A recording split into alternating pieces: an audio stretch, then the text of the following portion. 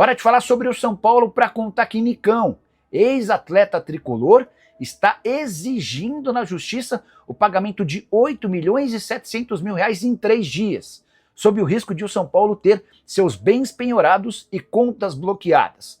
Conversei com dirigentes do São Paulo antes de gravar esse vídeo para contar que o tricolor assegura não ter sido ainda notificado nem citado nesse processo.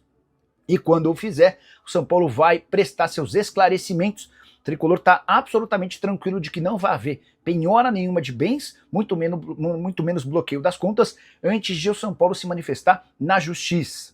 Segundo o tricolor, há uma discordância entre as partes e por isso o São Paulo não começou a efetuar os pagamentos referentes a direitos de imagem e verbas decisórias. Nicão passou pelo São Paulo entre agosto de 2022 e dezembro de 2023, passagem para lá de discreta. Há esse débito, há essa pendência, embora com divergências em relação às contas.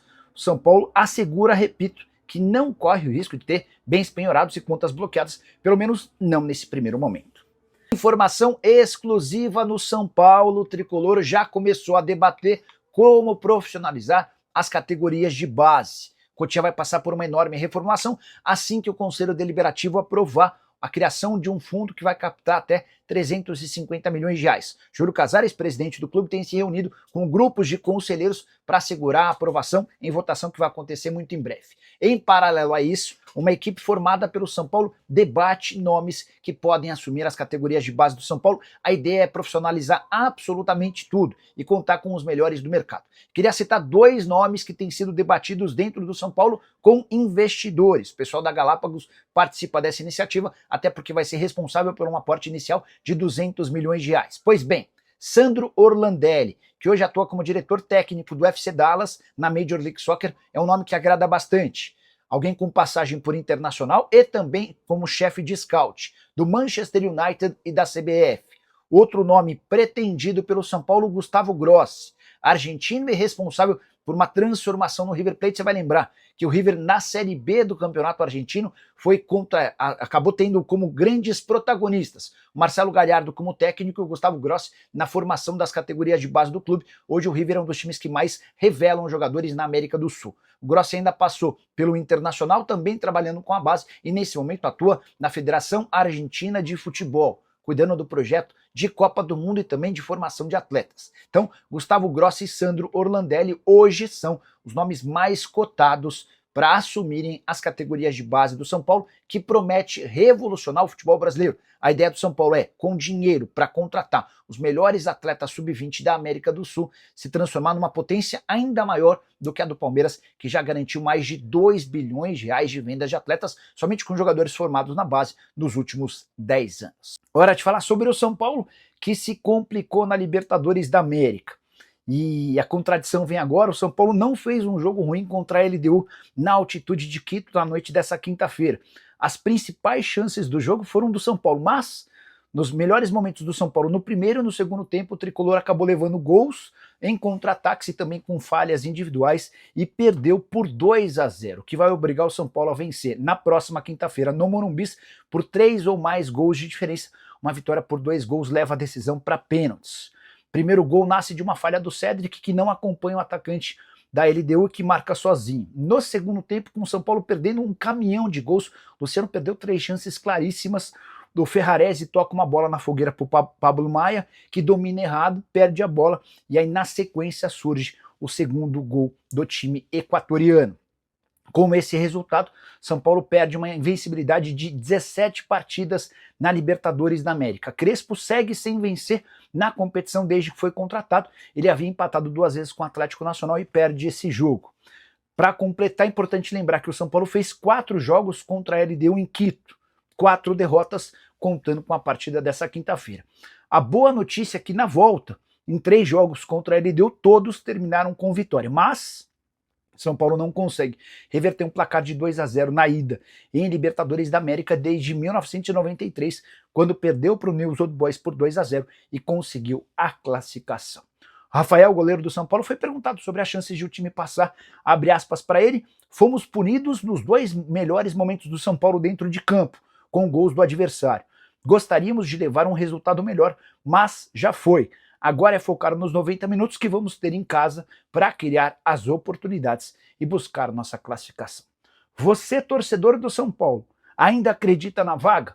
Use o espaço para comentário e opine sobre o tema. Hora de falar sobre o São Paulo e o fim de uma novela chata. Hernan Crespo teve seu nome registrado no boletim informativo diário da CBF nessa segunda-feira. Isso significa que o novo treinador do São Paulo vai estar à disposição no banco de reservas para a partida de sábado contra o Flamengo na reabertura do Campeonato Brasileiro. Mas, Nicola, por que o Crespo não estaria? É que o tricolor ainda não conseguiu chegar a um acordo sobre a rescisão do contrato com o seu antecessor, o Luiz Ubeldi. A questão financeira tem sido um impeditivo. E, na teoria, sem acordo com o técnico antigo, você não é capaz de registrar o novo. São Paulo se fez valer de algumas brechas e de outros casos, outras jurisprudências, de casos como esse, em que foi permitida a entrada de um novo técnico para assegurar a presença do Crespo. Em meio a isso, as tratativas com o Zubeldia serão retomadas, mas agora sem tanta pressa, até porque o São Paulo já conseguiu o que precisava, que era a liberação do seu novo treinador. Importante lembrar que Crespo, ou melhor, que Zubeldia e São Paulo, muita gente chegou a afirmar dentro do São Paulo que a saída foi de forma amistosa e bacana, o tempo está mostrando que não, há enorme dificuldade em chegar a um acordo financeiro e olha que nem há tanto dinheiro envolvido. Só para arrematar, destacar a sequência bem complicada do São Paulo nesse início da era Crespo. Para começar, jogo contra o Flamengo fora de casa. Depois, Red Bull Bragantino e Corinthians. Dois adversários importantes, todos do futebol paulista. Hora de falar sobre o São Paulo para te explicar que história é essa de que uma empresa anônima estaria disposta a colocar R$1 bilhão no tricolor para quitação de dívidas. Seriam 700 milhões de reais aportados logo de cara e mais 300 milhões de reais depois de 30 meses. Achei a história pra lá de esquisita, mas fui checar com gente importante do São Paulo e posso contar para vocês que tudo começa quando um consultor comercial chamado Oswaldo Sacani procura o São Paulo sugerindo esse acordo. São Paulo quis entender mais detalhes e percebeu que a proposta envolvia títulos podres do Banco do Brasil. Como é que se entende título podre? É um título de dívida emitido por uma entidade com alta probabilidade de não conseguir pagar aos investidores. Então, esse é o primeiro contexto de uma negociação preocupante do ponto de vista tricolor.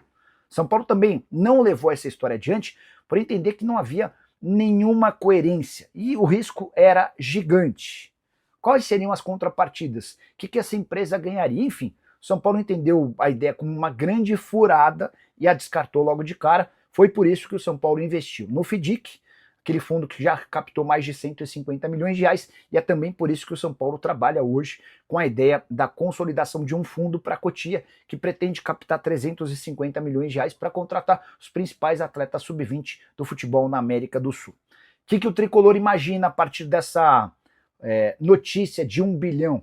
Que é alguém querendo causar, tumultuar o ambiente, esse tipo de coisa. Não há a menor possibilidade de essa história avançar, até porque o São Paulo entende ela como a maior furada dos últimos tempos. O que você pensa sobre o tema? Já usa o espaço para comentário e registra a sua opinião, beleza? Pessoal, obrigado por assistir até aqui. Se gostou, deixa seu like e se inscreva no canal.